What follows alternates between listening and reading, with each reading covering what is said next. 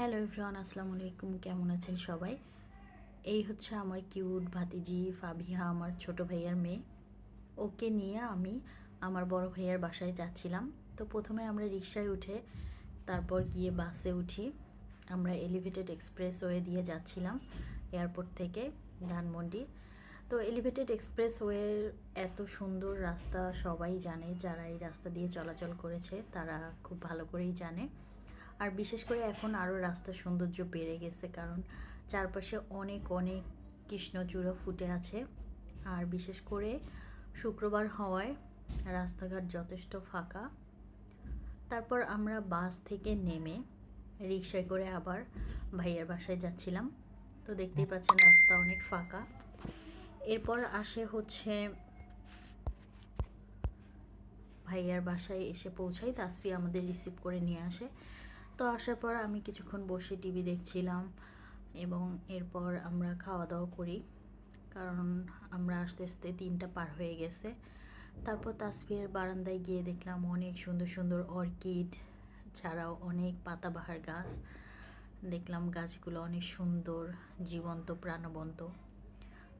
আমার ভাতিজি খুব সুন্দর করে যত্ন করে, যে এখানে পানি দেওয়ার ব্যবস্থা আছে, ও পানি দিয়ে গাছগুলোকে সুন্দর করে রেখেছে।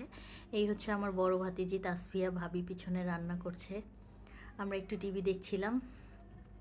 আর এই যে তাসফিয়ার জন্য ওর পছন্দের অ্যাকুরিয়ামে অনেক সুন্দর সুন্দর মাছগুলো অনেক সুন্দর এবং দেখতে অনেক জীবন্ত, প্রাণবন্ত। মনে হচ্ছে যে একদম সমুদ্রের মাঝে তলদেশে কত সুন্দর মাছ ঘুরে বেড়াচ্ছে।